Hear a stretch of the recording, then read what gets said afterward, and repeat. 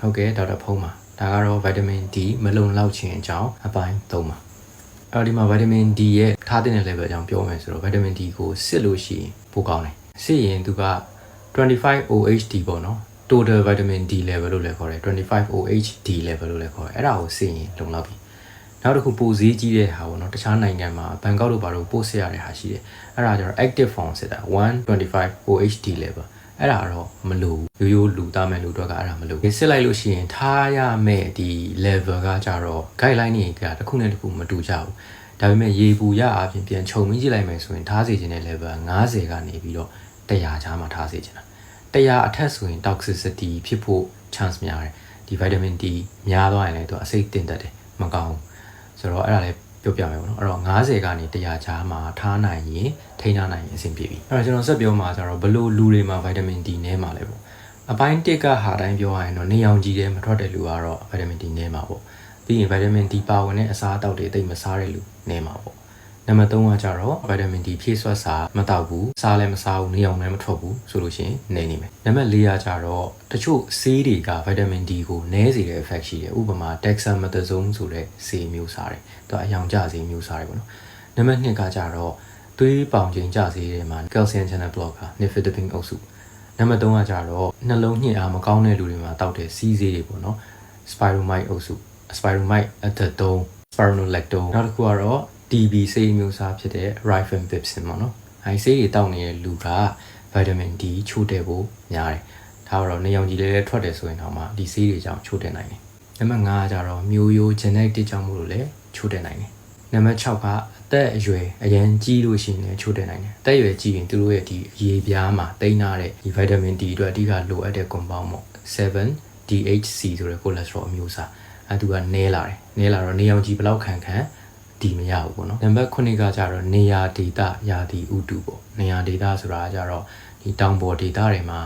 vitamin D ပို့ပြီးတော့နည်းကြတယ်ရာသီဥတုအဖြစ်စောင်းရာသီတို့နိုင်ငံခြားမှာဆိုရင်တော့နှင်းကြတာ哦စောင်းရာသီတို့ပြီးဒီမှာမြန်မာပြည်မှာဆိုရင်တော့မိုးရာသီပေါ့အဲဆိုလို့ရှိရင်နေရောင်ခြည်တိတ်မထွက်ဘူးဆိုရင်နည်းနိုင်တယ်နောက်ဆုံးအချက်နံပါတ်10ကတော့အဝလွန်တဲ့ကိစ္စပေါ့ BMI body mass index အဖြစ်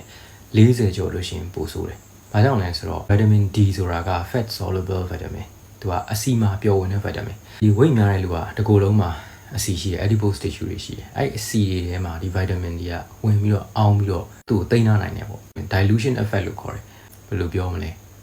ရေထဲကိုနွားနို့တစ်စက်ထည့်လိုက်တယ်လို့ပဲနွားနို့ကပျောက်သွားတယ်အဲ့တော့အဲ့အဆီအိုင်ထဲကို vitamin D ဆိုတဲ့ဟာလေးထည့်လိုက်တယ်လို့အကုန်လုံးကကျဲပြီးပျောက်သွားတယ်ပေါ့ပြန်ဖြည့်ရင်တောင်မှသူကပုံမှန်ပိန်တဲ့လူပေါ့နော်ပုံမှန် fit ဖြစ်တဲ့လူကိုပေးတဲ့ဆေးထက်2ဆ3ဆပိုပေးမှလိုချင်တဲ့ level ကိုသူကရောက်တယ်အဲ့တော့ Norway ဆိုတဲ့နိုင်ငံမှာ study လုပ်ထားတာပေါ့ BMI 40ကျော်ဆိုတာကအဝလွန်မှာကိတ်ဆုံးမှာအဆင့်3ပေါ့အဲ့လိုလူတွေကဒီနွေရာသီလိုမျိုးနေပွင့်တဲ့အချိန်မှာတော့မှ vitamin D deficient ဖြစ်တာက46%လောက်သွားရှိတယ်။ Okay နည်းနိုင်တဲ့အချက်9ချက်ကျွန်တော်ပြောပြီးသွားပြီ။အဲ့တော့အခုဘလို့ပြန်ပြီးတော့ဖြည့်မလဲဆိုတော့ဆက်ပြောမယ်။အဲ့တော့ကိုကအချိန်ပေးနိုင်ရင်တော့အကောင်းဆုံးကတော့နေအောင်ကြည့်ပေါ့နံပါတ်1အနေနဲ့ရုံးတက်ရလို့ကတော့အဆင်မပြေဘူး။နေအောင်ကြည့်ကိုခံမယ်ဆိုလို့ရှိရင်သူကနေပွင့်နိုင်သူကမရဘူး UV light ပါတဲ့ပမာဏအမှန်ကန်မှရတယ်။အဲ့တော့ဖုန်းတွေထဲမှာ weather application ရှိတယ်။အဲ့မှာ UV index ကြည့်လို့ရတယ်။အများတော့မကြည့်ချင်ကျွန်တော်ကြည့်တာပြီ။ရန်ကုန်အတွက်ဆိုလို့ရှိရင် UV index 3နဲ့အထက်ပေါ့နော်5တိပေါ့အရင်မြင့်ရင်လည်းမကောင်းဘူး skin cancer ဖြစ်တယ်5အထက်6.8တိဆိုလို့ရှိရင်ကျတော့ UV ပမာဏတအားများပြီးတော့ skin cancer ဖြစ်တယ်အဲ့တော့3နဲ့5ကြာသွားကြတဲ့အချိန်ကမနေ့8နာရီရနေပြီးတော့9နာရီခွဲထိအဲ့ window ကအကောင်းဆုံးပဲအဲ့တော့အဲ့အချိန်အတွင်းမှာအသားဖြူတဲ့လူဆိုရင်တော့9မိနစ်ကနေ15မိနစ်လောက်ပေါ့နော်ထီမဆောင်မဲနဲ့နေပူကျဲတဲ့ကိုဒီတိုင်းထွက်ပြီးရတယ်အင်ဂျီဝတ်ထားလို့ရတယ်ခြေလက်တွေပေါ်နေရမယ်မျက်နှာပေါ်နေရမယ်ဒီလောက်ဆိုရင်ရပြီတကူလုံးချွတ်ထားစရာမလိုဘူးเนาะတကယ်လို့အသားနည်းနည်းညိုတဲ့လူเนาะ dark complexion သွားတဲ့လူဆိုသူတို့ရဲ့ဒီ skin မှာကျတော့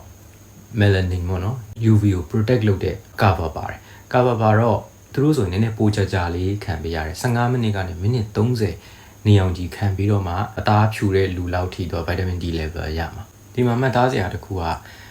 vitamin D ကိုလိုချင်စောနဲ့ပေါ့နော်ဆရာကပြောတယ်အသားဖြူတဲ့လူဆိုလို့ရှိရင်9မိနစ်ကနေ15မိနစ်ပေါ့နော်ဒါပေမဲ့ငါများများရအောင်လို့မိနစ်30လောက်ထိငါလှုပ်လိုက်မယ်ဆိုပြီးတော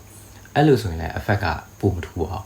ဘာကြောင့်လဲဆိုတော့သူသတ်မှတ်ထားတဲ့အချိန်တစ်ခုကျော်သွားလို့ရှိရင်ဒီအရေပြားကနေပြီးတော့ UV light ကိုကာကွယ်တဲ့ lumisterol ဆိုတဲ့ protective agent ပေါ့နော်အကာအကွယ်ပစ္စည်းတစ်ခုထုတ်တယ်သူက melanin လို့ပဲပေါ့နော်ဒါပေမဲ့သူကအမဲအောင်အညူရောင်တော့မဟုတ်ဘူးဒီတိုင်းခဏထွက်လာတယ်ပြီးပြန်ပြောက်သွားတဲ့ဟာပေါ့အဲ့ကောင်ထွက်နေလို့ရှိရင်ကြတော့သူက UV ကိုကာလိုက်တဲ့အတွက်ကြောင့်မလို့ဒီ synthesis ကမဖြစ်သွားတော့အဲ့တော့အကြာကြီးနေအောင်ကြီးခံလဲအလကားပဲတတ်မှတ်ထားတဲ့အချိန်မှာအဲ့လို9မိနစ်15မိနစ်မိနစ်30အဲ့လိုခံရပြီနောက်ဘဟုတာတစ်ခုကနိုင်ငံခြားမှာနေတဲ့လူပေါ့နော် Northern US တို့ UK England မှာနေတဲ့လူတွေအတွက်ကြတော့သူတို့အဲ့ time frame နဲ့လုပ်လို့မရအောင်သူတို့မှာကြတော့ shadow rule ဆိုတာရှိတယ်ဘာလဲဆိုတော့ကိုယ့်ရဲ့အရိပ်ကနော်ကိုယ့်ရဲ့အရက်ထက်တူနေတဲ့အချိန်မှာနေအောင်ကြီးခံပေးရတယ်ဘာကြောင့်လဲဆိုတော့သူတို့ရဲ့တည်ရှိတဲ့ geography ကတည်ရှိတဲ့နေရာက40 degree latitude ဆိုတဲ့နေရာမှာသွားရှိနေတာပေါ့အဲ့လိုနေရာမှာသွားကျနေတဲ့လူတွေကကြတော့ဒီ UV light အကောင်းဆုံးရတဲ့အချိန်မှာအဲ shadow rule နဲ့အကြမ်းအမြင်သွားကြည့်လို့ရအဲ့တော့နေအောင်ကြီးကိစ္စပြီးသွားတယ်အဲ့တော့နံပါတ်2က vitamin D ကျွယ်ဝတဲ့အစားအစာတွေပေါ့နောက်တစ်ခုမှတ်မိရမှာကအစားအစာတွေဘယ်လောက်စားစားနော်ခန္ဓာကိုယ်မှာလိုအပ်တဲ့ vitamin D ရဲ့20%ကိုပဲအစားတောက်ကပေးနိုင်တယ်80%ကနေအောင်ကြီးရရကျွယ်ဝတဲ့အစားအစာတွေပါလဲဆိုတော့ egg yolk ပေါ့အကျက်ဥအနှစ်က vitamin D ပါတယ်နောက်တစ်ခုကအသားတွေမှာပါတယ်ပြီးတော့မှုတွေမှာပါတယ်နောက်တစ်ခုကတော့ fortified milk ပေါ့နော် fortified milk ဆိုတာကျတော့တချို့ကနွားနို့တဘာဝနွားနို့ကိုမှသူတို့ကထပ်ပြီးတော့ထည့်ထားတဲ့ဟာတွေရှိတယ်လေဘူးကုံမှာသူတို့ရေးထားတာရှိတယ်အဲ့လိုမျိုးနွားနို့တွေဆိုရတယ်ရိုးရိုးနွားနို့ကတော့သိပ်ပါမှာမဟုတ်ဘူးအဲ့တော့နောက်ဆုံးနည်းနဲ့တတိယနည်းပေါ့နော် vitamin D ကိုပြန်ဖြည့်တာပဲဖြစ်ဖြစ်ပြန်မကြအောင်ထိန်းထားတာပဲဖြစ်ဖြစ်လုပ်နိုင်တဲ့အကောင်းဆုံးနည်းလမ်းအလွယ်ဆုံးနည်းလမ်းကတော့ဆေးတောက်တာပေါ့ supplement တောက်တာလူတိုင်းလည်း supplement တောက်နေပါတယ် low dose ပေါ့နော်600ကနေပြီးတော့1200အားလောက်ထိကတော့နေတိုင်းတောက်သွားလို့ကိစ္စမရှိဘူး toxic လည်းမဖြစ်ဘူးတောက်ရင်ပိုကောင်းတယ်ပေါ့နော်ဒါပေမဲ့ high dose တွေ9000အားတို့9000အားတို့6000အားတို့ဒါတွေကိုတော့ဖြစ်နိုင်လို့ရှိရင်ဆရာဝန်ညွှန်ကြားချက်မပါဘဲနဲ့ဒုတိယတစ်ခုကကြတော့သွေးစစ်တဲ့ပြန်စစ်တဲ့ဟာပေါ့နော် monitor လုပ်တာမပါဘဲနဲ့ရာသက်ပန်တောက်နေလို့တော့မရဘူးဒုက္ခရောက်သွားလိမ့်မယ်အဲ့တော့ vitamin D အကြောင်းပြောနေတာ D ကြီးပဲတော့မပြီးဘူး D က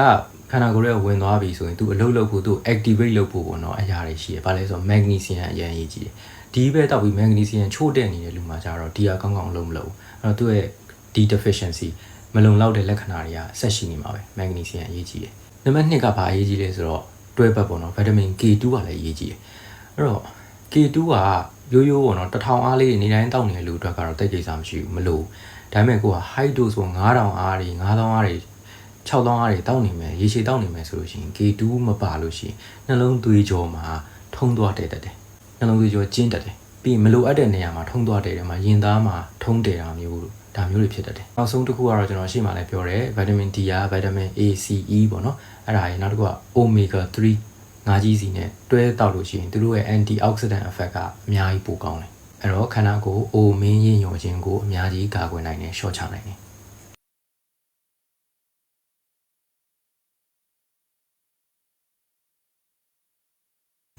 အဲ့တော့ vitamin D အကြောင်းကိုနောက်ဆုံးအပိုင်း၄လာပါမယ်အဲ့မှာတော့သိပြောစရာမကြမ်းတော့ဘူးဒီဆေးတွေအခုတောက်မယ်ဆိုရင်ဘယ်လောက်ကြာကြာတောက်ရင်သူ့ရဲ့ benefit တွေကိုဘယ်လိုခံစားရမှာလဲတစ်ချက်ပြောမယ်ဟိုတစ်လနှစ်လနဲ့တော့မခံစားဘူးเนาะမနှစ်ကကြတော့တခြားတိစရာပေါ့တခြားဆေးတွေတောက်နေဆိုလို့ရှိရင်ဘယ်လို effect တွေရှိမလဲဆိုတော့တစ်ချက်ပြောမယ်